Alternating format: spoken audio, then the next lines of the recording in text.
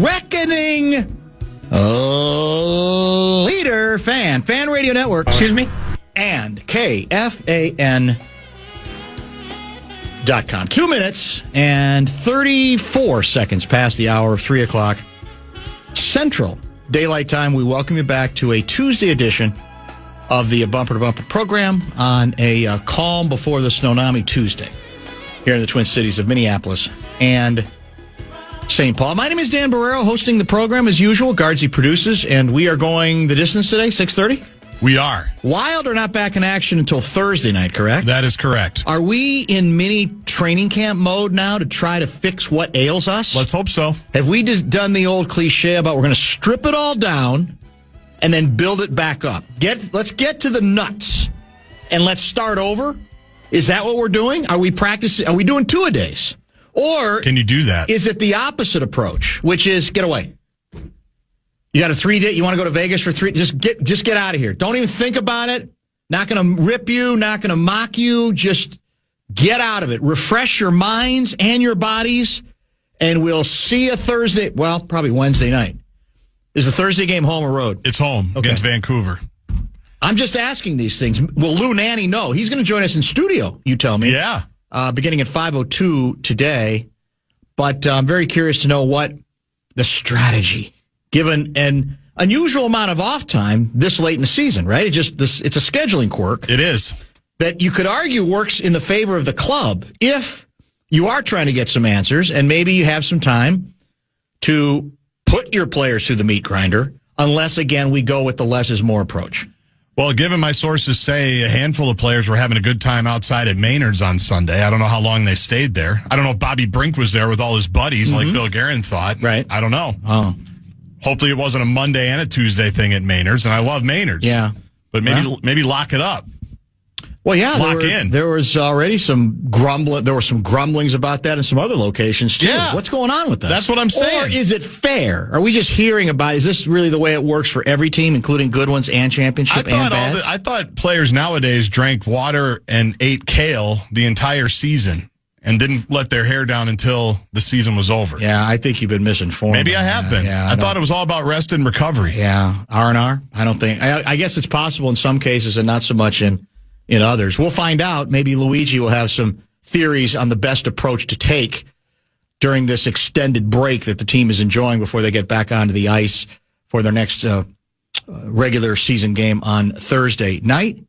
The Bradshaw and Brian KFAN text line has been rebooted. It's available via 64686. The uglydeck.com guest lineup, very good today. In addition to Louie in studio, our old buddy Rich Gannon is scheduled to join at 4:30 this afternoon. And at the bottom of this hour, Tom Crean, busiest man in basketball when it comes to broadcasting. He's pretty good. No level of broadcasting that he will not raise his hand to be a part of if somebody makes a phone call. I mean, I'm being serious. It could be high school, it could be junior college, it could be Division III. It could be Division I. He loves ball. Or National Basketball Association. So we'll catch up with Crean because there's certainly this time of year plenty to discuss regarding his favorite game, the game of basketball. That is 3:30 this afternoon. I mentioned the Day of Reckoning.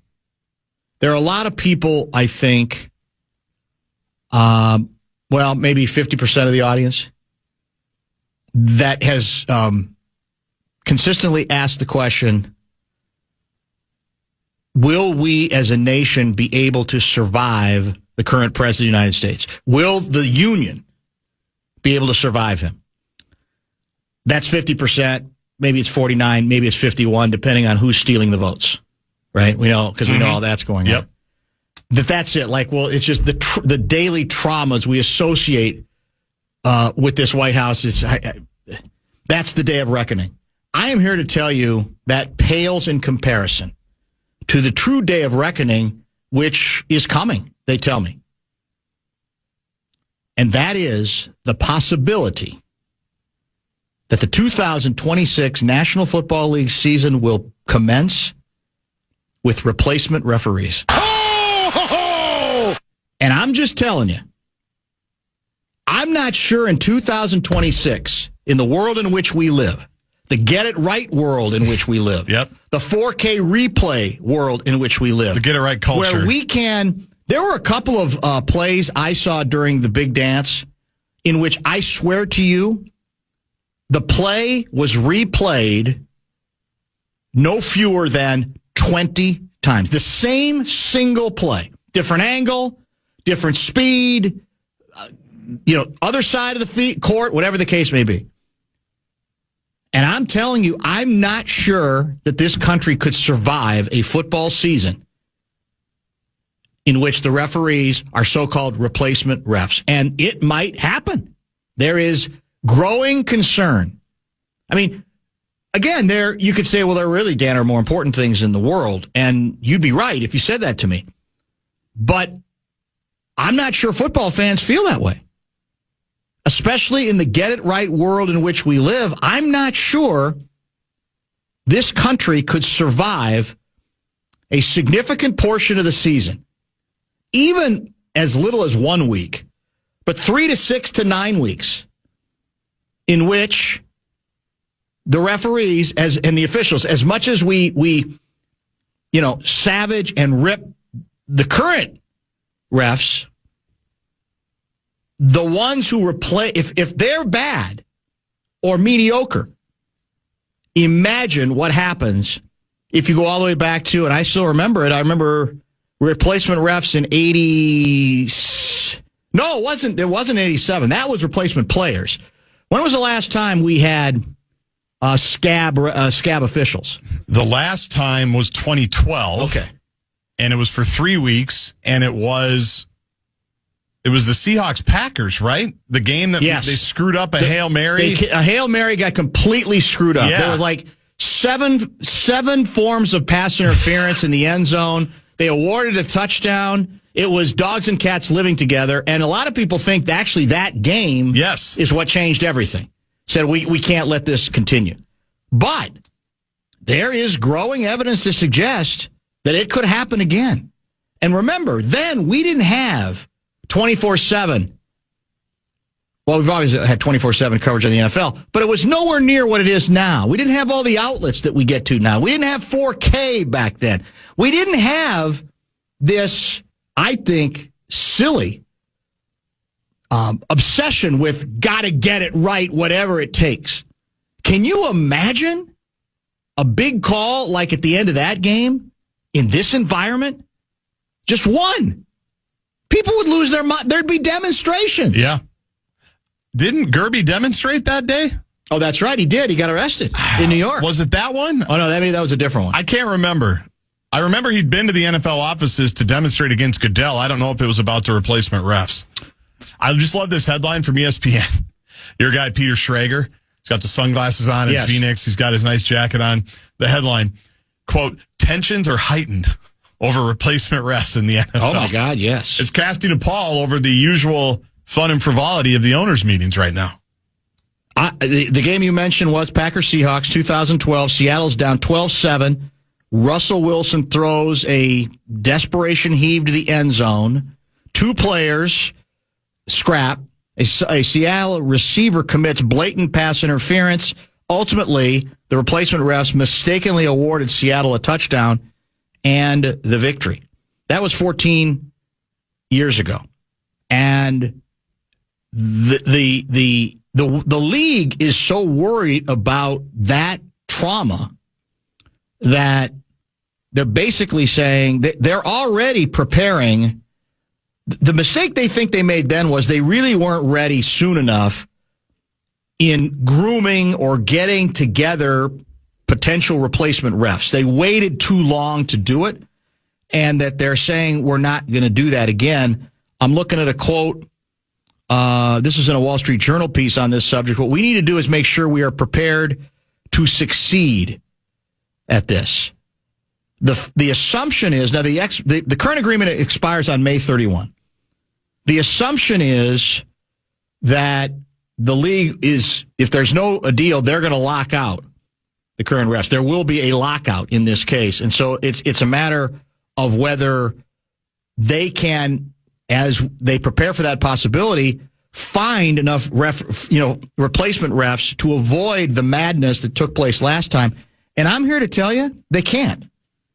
Because by definition, fans are going to assume that the wrong call was made because of who's making it. Exactly. When it might not have anything to do with who's making it, right? Because that's the realm, that's the mob mentality that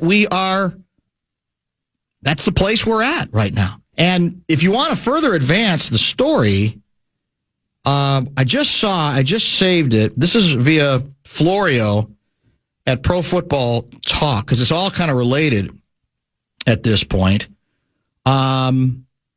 He writes, in less than 2 months, the NFL has gone from boasting about its officials to roasting them.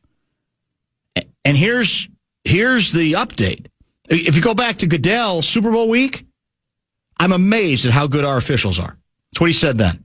Tuesday, Executive VP Jeff Miller.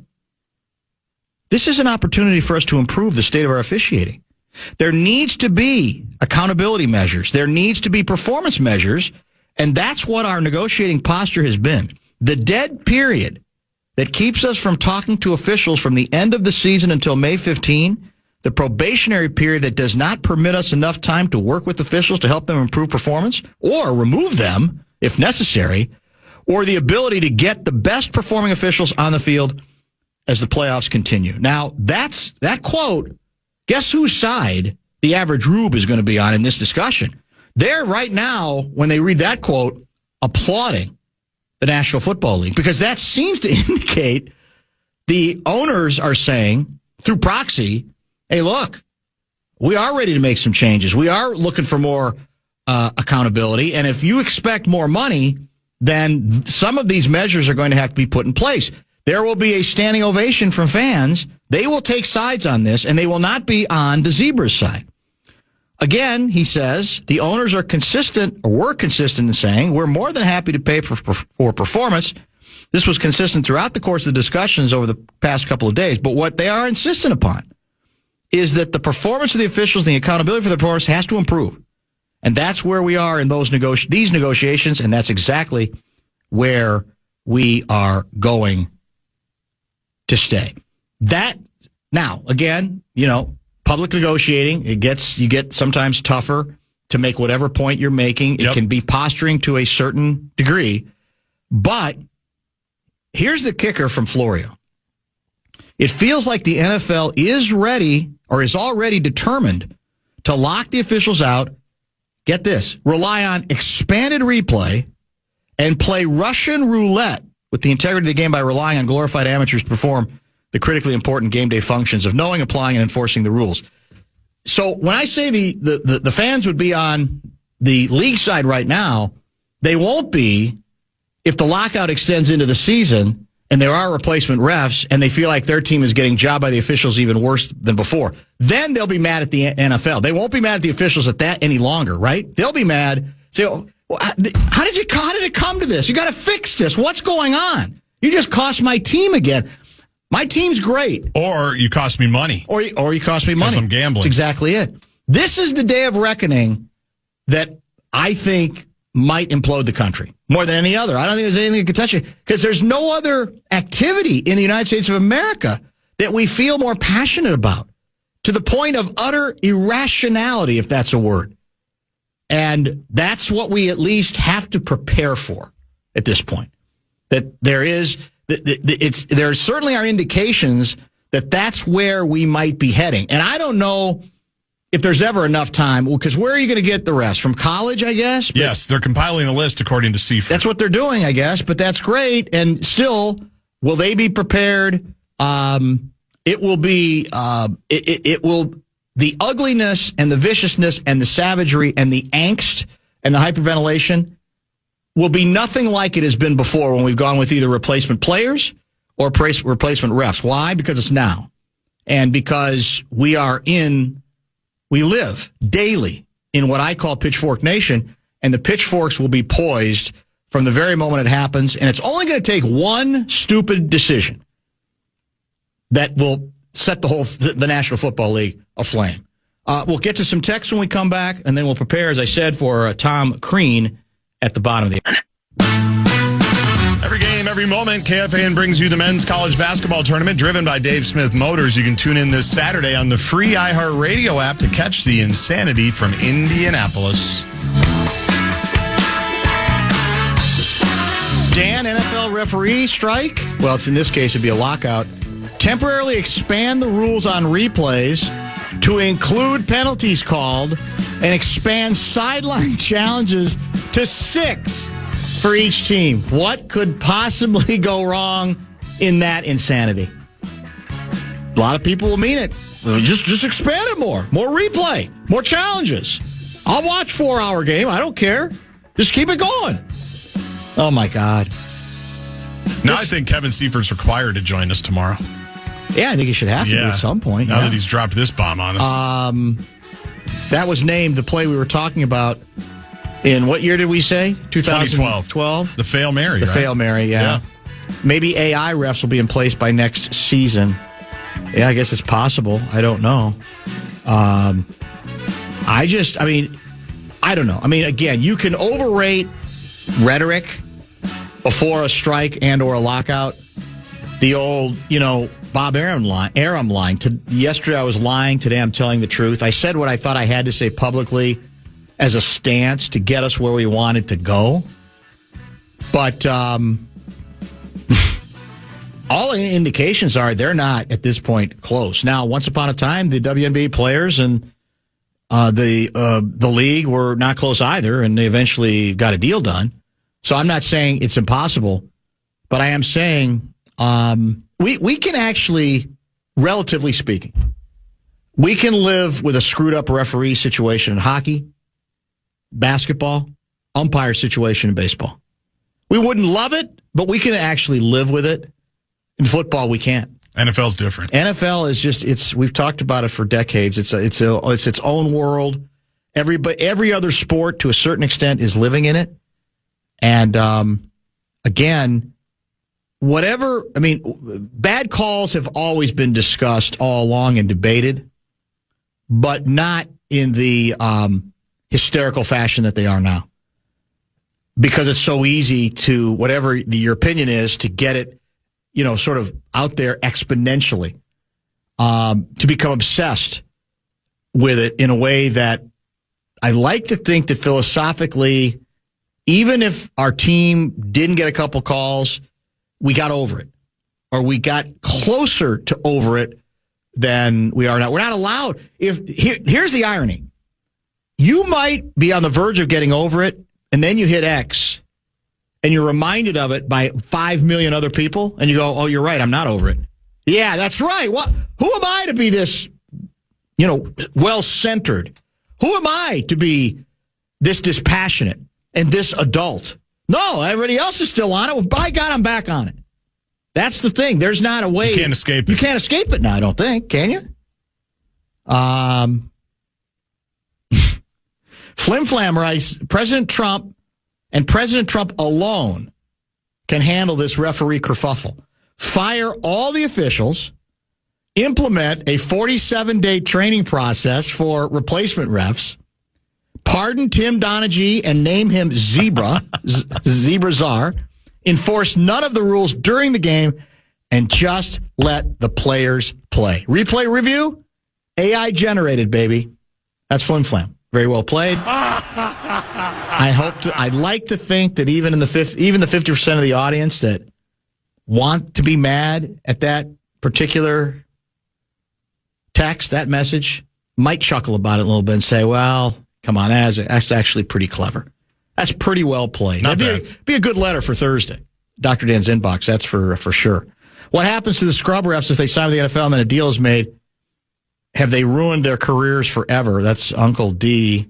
I think it depends on what they're coming out of. Like, it sounds easy to say, well, we're just compiling a list of college refs, but don't college refs, to move on, don't they have to have some kind of guarantee? I mean, are you going to give up your career for the whole season or your whole approach? Right. How do you do that? To say, well, how long is this going to last in the NFL? What happens to me? What kind of guarantees am I going to get out of this? Or are they saying you're going to work a college game on Saturday, and if you're working UCLA, USC at the Rose Bowl, you just head down to SoFi and do the Rams or Chargers, But even then, that's tricky because college basketball runs into that all the time where they've got refs working 3 games in 5 nights. And what do people say then? They're too tired. Exhausted. They're worn out. They can't keep up with all the action. This? Yeah. No one can do this. No. There's too much at stake here. This is we talk about life and death stuff. This is life and death stuff. The National Football League, especially if you got $1 million on an outcome. Exactly right. Or a prop bet. Let's come back and chat with our old friend Tom Crean. Lots of basketball to discuss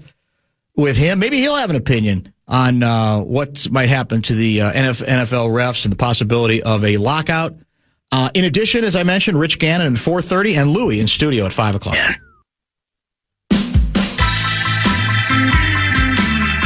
Caden Boozer, and UConn got a steal.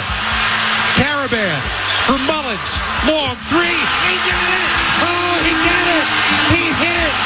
He hit the long three-pointer from the logo with 3/10 of a second left to go. I don't believe it. UConn has taken the lead with 3/10 of a second left to go in a mad scramble off a steal. Braylon Mullins nails the three-pointer. And the UConn Huskies are 3/10 of a second away from a trip back to the Final Four. Unbelievable. It is. They were trying to foul. You thought once the ball was passed to the middle, but all game long, Duke has not been great with the velocity on the passes.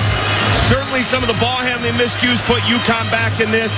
Incredible job of deflection and steal. And then Braylon Mullins didn't shoot a hero shot, Scott. He shot a 35-foot jump shot.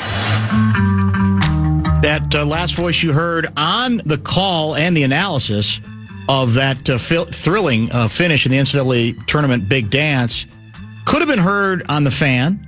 And, of course, his name is Tom Crean, kind enough to join us via the Connecticut Water Systems hotline. Guardsy, will you pot him up? I forgot the phone is a little bit too far away from me today. Mr. Crean, how are you?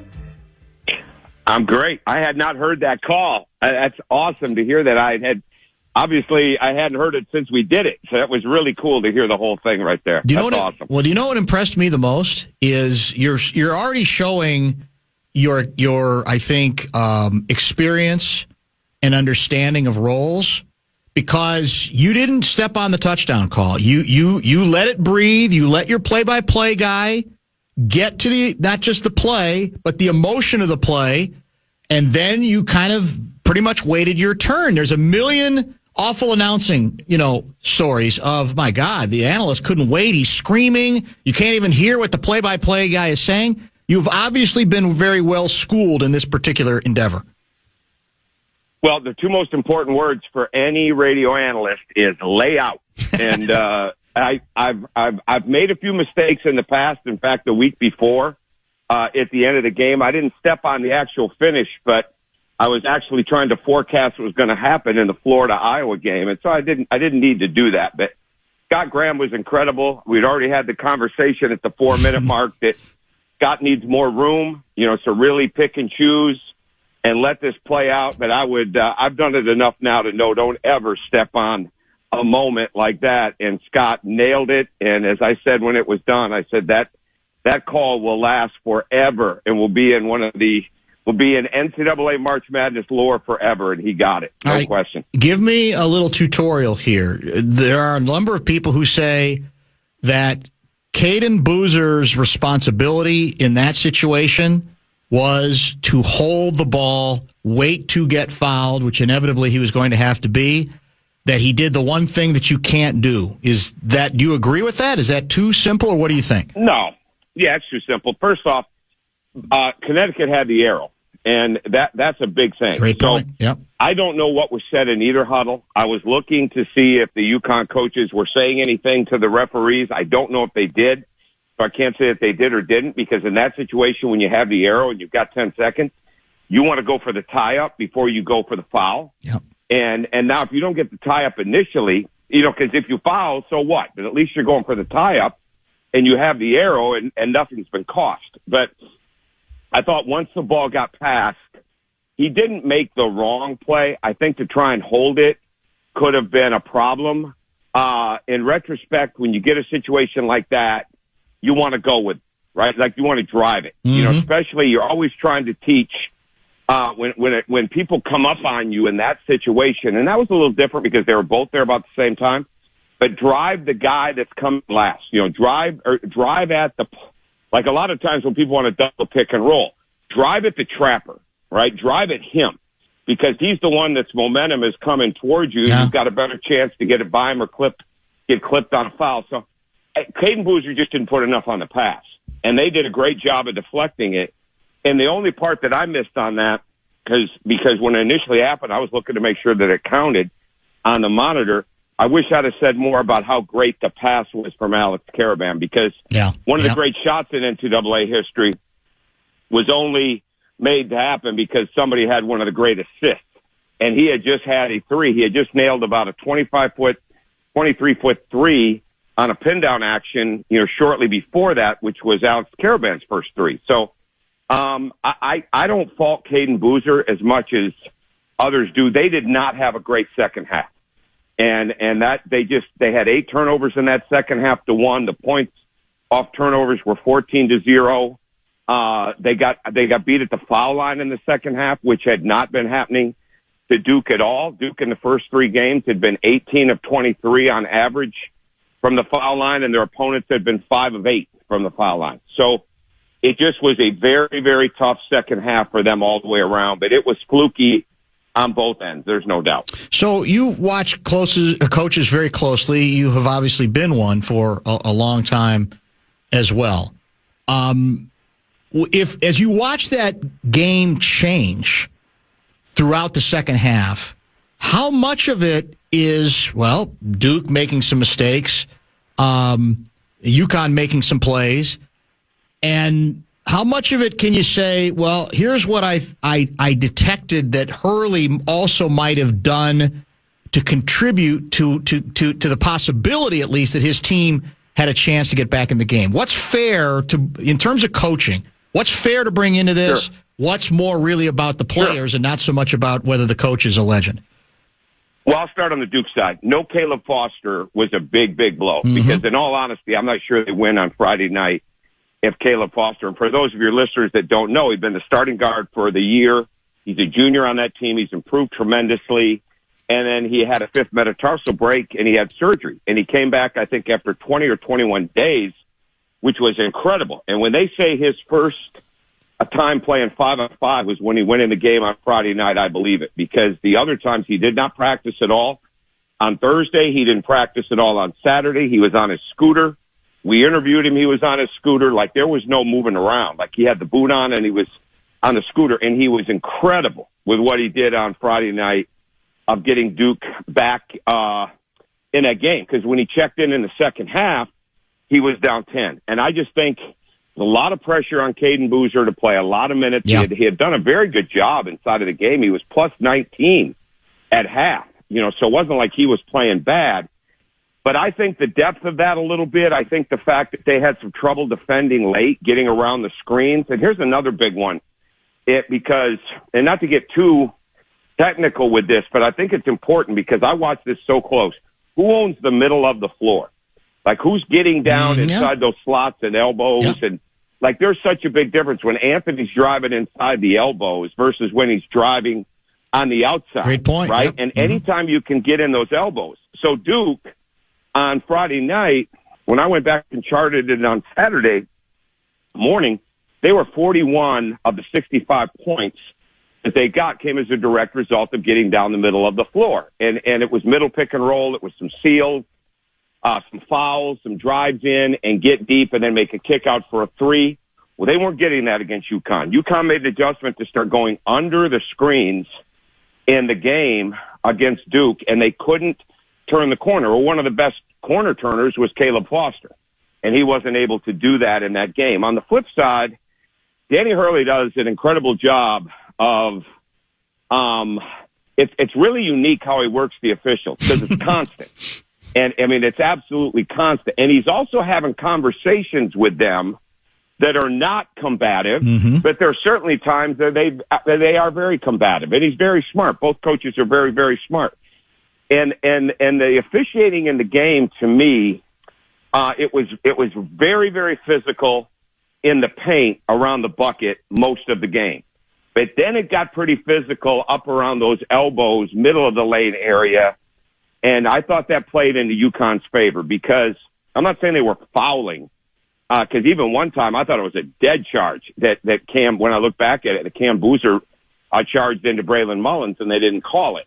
And for anybody that complains about Duke gets the calls, well, there's numerous times in this tournament watching it for 2 nights, Duke could get a lot more calls with the way that they drive in and create contact. But Duke was not good enough with the ball in the second half. You could kind of sense a comeback coming from the very start of the second half. I wouldn't say that I sensed that they were going to lose the game, but the way UConn came back and the way that they responded early in the second half, they didn't miss. So 2 outstanding coaches. Nobody outcoached the other guy. It's just a matter of at one point, UConn was 1 of 18. So is it the players or it's the coaching? The coaching is this. He kept giving those guys the confidence and running the sets to run those plays and get those shots. But his players are the ones that had the courage to keep taking it. So if you're going to win big, it better be a combination of coaching and talent. Who's going to win? I don't know. I'm not good on predictions, and I'm just really not. I'm good on trying to forecast, but I'm not as good on that. I would just say this, that all the people that want to talk and get on television or get on the radio and make you believe that the championship game is Saturday night with Arizona and Michigan, they're not watching the tournament. Mm-hmm. Like, they're just not. You know, on paper, absolutely, those are probably the 2 best teams. But when it comes to the tournament, if this tournament has showed anything, just like last tournament did, the second half is so important. No lead is safe. None. A year ago, Duke is leading Houston. Houston makes a great comeback. Second half of the game early on with Houston and Florida. Houston is leading the game. They're in the bonus mark at the 14-minute mark, which is incredible. They shoot, I believe, 5 more free throws the rest of the game rather than a technical free throw. Florida wins the game. Like, so many things can change in a 40-minute game, and so much of it is based on the whistle, you know, and who can dominate the free throw line or at least be in the game on the free throw line. Who's going to get points off turnovers? Live ball turnovers are crazy, right? And they change everything. Who can offensive rebound to get to the line? Who can offensive rebound to get putbacks? Or who can offensive rebound to get kick-out threes? And it's not about the scoring. It's about the efficiency of your offense. And a lot of times, like when UConn was missing shots, they were missing open shots. They weren't missing bad shots. They were just missing open shots. And eventually, at the end of the game, they hit them. When you have coached, have you ever had a moment in which you have looked out onto the court as the other team is inbounding the ball, only to be horrified to find out you only had 4 players on the court, a la what happened to Freddie Hoiberg and the Nebraska Cornhuskers? No, I can't say that I haven't. I can't say that I'd seen that in that type of situation. I've seen where somebody didn't get into the game. I've seen 6 and somebody has to run off. Yep. But certainly not at that magnitude, not at that time, and not with the amount of people. You know, Fred stood up there and took the bullet for that, but my goodness, man, I mean, somebody had to see that, and they just didn't. And the referees are under no, now you would hope that they would do it, but they're under no true rule responsibility to have to correct that. But in most cases, they don't get a pass on that either, right? I mean, that's an NCAA tournament, Sweet 16 game.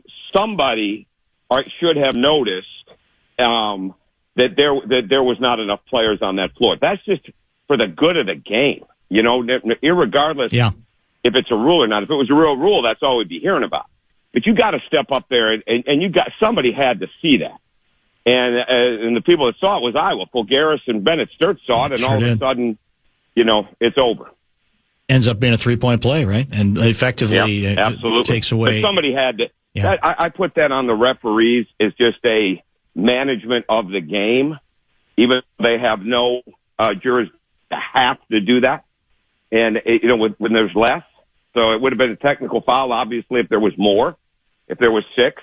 So you're looking at that, but they missed it, man. I'm telling you now, that sitting courtside for these games last week in Tampa and then this past weekend in D.C., the magnitude of these games, the pressure that you can just sense on the side, the physicality, the mental endurance that you got to have to be in these games. It's crazy. I mean, it's high level. I mean, it's the NBA Finals and the NBA Western Conference Finals, and plus they're just that much more because the players are that much older, bigger, and the games are longer. Why do those kinds of moments, gaffes, one could say, whoever you want to pin it on, why do they stay with us in a historical sense? Sometimes I think more than, the more positive plays that lead to a championship, whatever the case may be. Is it just in this case, the unusual nature of it, given also what was at stake? Why? Because I even hear coaches that I've talked to say, I don't like admitting this, but it's the stuff where we screw up or it doesn't go right that ends up sometimes staying with me more than the highs. Why is that? It's a combination of competitive nature. It's a combination of perfectionism, and it's a combination of, especially in those situations, you eventually learn as a coach, there's certain things you can't control, but you never accept it, and you never stop looking for the things you can control. Yeah, good point. And I think it's the same with players. I mean, that's why I felt so bad for Caden Boozer. I didn't have a horse in the race, but I felt awful for Caden Boozer and watching him deal with the media after that. And I felt bad for John Shire. I've known him since he was 14. We were his first scholarship offer at Marquette before he ever went into the 9th grade. And I followed his career, and it's like people want to jump on. They always want to jump on somebody that's done a lot, right? Anytime they get that moment. The man's won 124, 125 games in 4 years, and we can say it's at Duke. But there are not a lot of harder things than replacing a legend like Mike Krzyzewski, and he's being dissected on a Final Four game and on an Elite Eight game, right? So it's like he's in the highest level of games, but that's just the way that it is. And I think it's the perfectionism mixed with your competitiveness. And I think the other part of it, it's like when something goes wrong with your family, the old adage that a parent is only as happy as their unhappiest child. I think it's the same thing with your team. I mean, when you're so close and so together and something goes wrong as a player, as a coach, and you feel a direct hand in that doesn't leave you. Now, it doesn't mean you don't remember all the great wins, but you definitely think about the last second losses more than you think about the last second wins. There's no doubt about that. Tom Crean, kind enough to join us. Don't forget, Rich Gannon is coming up at 4:30 this afternoon. Lou Nanny in studio at 5:02. Give me a good reason why Ayo Dosunmu should not be starting for the Wolves, or perhaps more importantly, finishing games once the playoffs begin. I don't think I could give you one of those. I think he brings energy on both ends of the floor. I think we don't have a strong enough sample size yet of how good he's going to be with Anthony, because they just haven't been together that long together, right? They've had some, obviously, but not a ton like they could get. I think what he does defensively, the energy that he plays with, the way he can go from A to B so fast, he's improved immensely as a shooter inside of his career. I mean, like, he's a different player than what he came into the NBA on, and the shooting is as big a part of it. But he's also making so many better decisions. No, I don't know, man. I think when you've got Ayo and Bones, I don't know as much about the starting part, but I wouldn't feel uptight finishing with those guys at all, especially when you have Anthony out there. And I don't know. It's going to be, I'm sure there were some other great trade grades that'll come out, but it's hard not to give the Timberwolves a real hard A on that, especially because they were able to bring Mike Conley back eventually. You know Anthony Edwards better than anybody that I know, and you continue to follow him, especially because now you're doing analysis, pregame, postgame on many Wolves games as well. Given what you know about him, given what you know about what Dosunmu's strengths and weaknesses are, where do you think he could help Anthony? Where do you say, all right, if he brings A, B, and C, it could enhance what Anthony does once they get used to playing with one another? Well, I think it's going to take a little bit of time. Anthony's he's not healthy yet. I mean, he's back, but I mean, he's still, he's done a tremendous job, because I've talked to him not every day, but close to every day through this entire thing. He's done a tremendous job trying to get himself back for this. And he wasn't himself yet last night in Dallas, but he's back, and so he'll play into it. I think he will help he'll help Anthony's awareness defensively. I think with what he can do on the ball, he's going to read situations even that much better, because I think Io has got the ability to keep the ball in front of him just a little bit longer. It's a little harder to beat him on a long closeout. It's a little harder to beat him off the dribble, which allows Anthony at times to read and anticipate certain things. Now, again, that doesn't have anything to do with Anthony standing up on the weak side, not being locked in and not in a stance. But I think that Anthony loves, he's got a piranha mindset. When he smells blood in the water, so to speak, and you can turn somebody over or somebody's starting to get rattled, he's got that in him innately. I mean, it really is in there. And I think Io can help bring that out. Where it can come out in Anthony at times, now I think it could come out even more. And obviously you got Rudy behind you. And I think Anthony gets really charged up when Jaden is rolling. I think he gets charged up when Naz is making threes. I think he loves seeing what Bones Highland is doing. You know, obviously Julius and him have been on the court together a bunch. They're figuring out each other all the time. I think Io through this playoff series can help bring another level of juice and competitive stamina, put it that way, because he's competing, but a competitive stamina to what Anthony does, especially when it gets to the defensive end, which then turn into baskets in transition. Because now there's another guy that Anthony can throw it to that can be racing down the court. Will get it back to him for a finish. Now, that's where I was going to go last. Can he convince, because Io even talked about this after the game. He's already been around, I think. He's been very perceptive in sort of analyzing the strengths and weaknesses of this team already. And what he said something yesterday to the effect of basically he wants to get Anthony, he wants to prod Anthony to get out running with him more. Because Anthony doesn't necessarily, I don't think, love fast breaks all the time.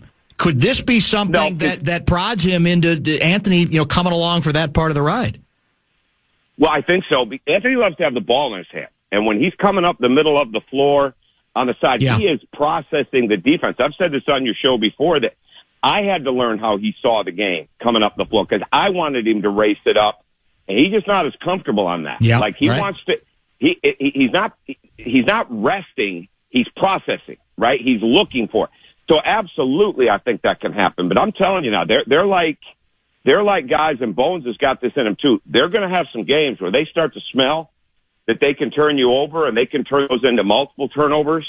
And I think that'll happen. And I think as Anthony gets healthier, because it's another couple of weeks where his body is rested up. He's not obviously full go yet, even though he's going, but I think that will play into that. And if you really look at times when Anthony is committed to running the floor, to getting to the corner, to not jogging to the slot, but to really sprinting the floor, not looking for the ball to come back to him immediately, he's at his best. I'm telling you, when he runs wide, and my other thing with him always is get off the top of the key more, right? Get to where you can drive it, get to where you can flash to it, get to where you're coming in a downhill, because he's hard to guard, but he's not as hard to guard when they can load up when he's playing in the middle constantly. You can build your defense around him, and that's where those walls come in. And he's got to continue to knock down those defensive walls. And part of it is the running game. Part of it is getting out wide in the break game, and certainly some of the turnover game. But the other part of it is getting off the ball where he can play in that wing area where he can drive it baseline or middle and play from there. You're named acting NBA commissioner for a day, for whatever reason. How do you? What am I getting paid? Well, you're $1 million. I'm not doing it for free. $1 million. I'm not doing it for free. $1 million for a day, but you have to solve. I like that. You have to guarantee. I'd work for two for that. I had a hunch you might. You got to guarantee that you can come up with the solution to this problem. And of course, I'm talking about tanking. How does Commissioner Crean fix the NBA tanking scourge? You've got to put a deadline. You got to put a deadline on the record for the draft, and it's got to be earlier rather than later. And that's just what it is. Mm-hmm. I don't know if there's any other thing. The fines don't matter. They don't care. It's like the old days in cheating in college basketball. You might lay awake at night trying to figure out how to break a trap and a press, and this other coach is laying awake at night figuring out how he's going to get more money to Uncle Joe or Cousin Sally, right? Like, it's just, that's what it is. The people that want to tank, they're going to find ways to manipulate the roster, the game, the injury reports, all those types of things. So, and there may be people that are smarter than me, and maybe I'll just take the money and run after one day if I get to be that commissioner. But I would set a day, and I'm not sure the All-Star break is late enough. It may have to be earlier. And there's just got to be more, because if I go in as a commissioner, I'm coming in as a fan, and there is no possible way, there's not a chance I would be spending my money with my family to go watch a team that I think is potentially tanking. I don't know how some of these places make money. There is not a chance I would put money and buy tickets. And I'm going to be sure I'd take the free ones because I'd still have to buy the concessions thing. Now, if I'd go for the suite, if there was a suite in the food and I only had to pay for parking, because the kids would like it. But I'm not going and spending money on a team that's tanking. I think it's an absolute joke. And I think there's some of the most arrogant people that do this and the tanking, because they insult the intelligence of the average people. And it's got to end. I mean, it really does. I mean, it's the only sport where it's this bad. And you got a lot of smart people that are figuring out ways to manipulate it. And it's crazy to me. And it's crazy to me that, okay, there's a bunch of really good draft picks, right? There's a bunch of really, really good freshmen. You're going to see Keaton Wagler this weekend is not getting nearly enough attention for what he could be and how high he could be in this draft playing for Illinois. Braden Burries from Arizona is going to be a single-digit lottery pick. He's going to go higher than some of the guards that are getting more attention right now. If Braylon Mullins wants to go, he's going to be maybe late lottery, but he'll be right there because of that athleticism and that shooting, all the way around. I just don't understand how you give up on a season with the hope of getting one player. I just don't. I don't get it, but that's what I would do. I would change the lottery. I would change the who drafts when based on a certain part of the season. And if you had a trade that you'd made already, well, that's just part of it. I have one football question for you, because you have a lot of connections. Rich Gannon, man, that's football. Awesome. Yeah, Gannon's great. Rich Gannon is about as good as it gets. He is outstanding. He's become a really good analyst as well. But there's a lot of conversation suggesting a good chance that the NFL officials will be locked out, that the league's going to lock them out. They're not close to an agreement. Now, you know how things can change on a dime when it comes to labor negotiations, but let's play this out and say they're locked out. And let's say the NFL is going to have to go for a period of weeks, if not longer, to a system of replacement referees. Can the United States of America, knowing what we know about the love of football being on a level like no other sport, would it survive replacement officials for a significant length of time? Because given the instant replay world in which we live, the get it right culture in which we live, I'm not sure any of us would survive that. What do you think? Yeah, I don't think it would happen. I don't think, because the brand is so strong. So could they survive it a couple weeks? It would survive, but they don't want anything that's going to attack that brand. And Rich can certainly talk about it better than me. And I've not talked about it with my brother-in-laws at all. So I'm just giving you my opinion. I don't think there's any chance they would let the brand take those type of hits, because there's no way they could ever alienate all the gambling. I mean, they can't put it like that in the hands of the gamblers with how much money is wagered on any given play, let alone any given game. And there's too much at stake. And I think will it go down to the 11th hour? Will it be hard driving? Will it be ugly? Yeah, all that stuff. But at the end of the day, I don't think there's any possible way that happens. No way. The next Tom Crean assignment is media assignment? At the Bucks tonight, Bucks and Mavericks tonight for FanDuel Sports Network. Nice. I thought I had another Timberwolves game, but I don't think I do. Really? Okay. Unless something changes. Yeah, I don't think so because it doesn't go into the playoffs. So I have a couple games this weekend, but that's kind of where it's at. Then I'm always open to more because here pretty soon it gets to be the point where I start to lose my mind a little bit because we live in Florida, yeah. but I don't have a lot to do. So I'll just dive into the draft and work on those kind of things. Yep. But that's I have FanDuel Sports Network this week. Well, I guarantee you this: once the playoffs hit, you'll hear from us for sure because we will I'll love be up your there. Yeah, I'm going to go analysis to for sure. I'm going to definitely do that. There's a lot of good fodder already about matchups and how this thing goes and whether there's great equity in what this team's done the last 2 years, Tom. But there's also, I think, the trap of assuming that because you did that before, you can do it again. That to me, it's also about sustaining the right habits. Because I don't think you can assume anything. You've told me this over and over. Each year is different. Each season does take on a life of its own. Yeah, my fear with the Timberwolves is just the letdowns they have in the games. There should be no letdown in. Yep. And again, that's all you need to do is give up a home game in the playoffs, and all of a sudden, everything changes for you. And then that puts a lot of pressure on Superman games or games that we've got to be really good when. And they can win any game at any time and any place. Anybody that can win a championship could do that.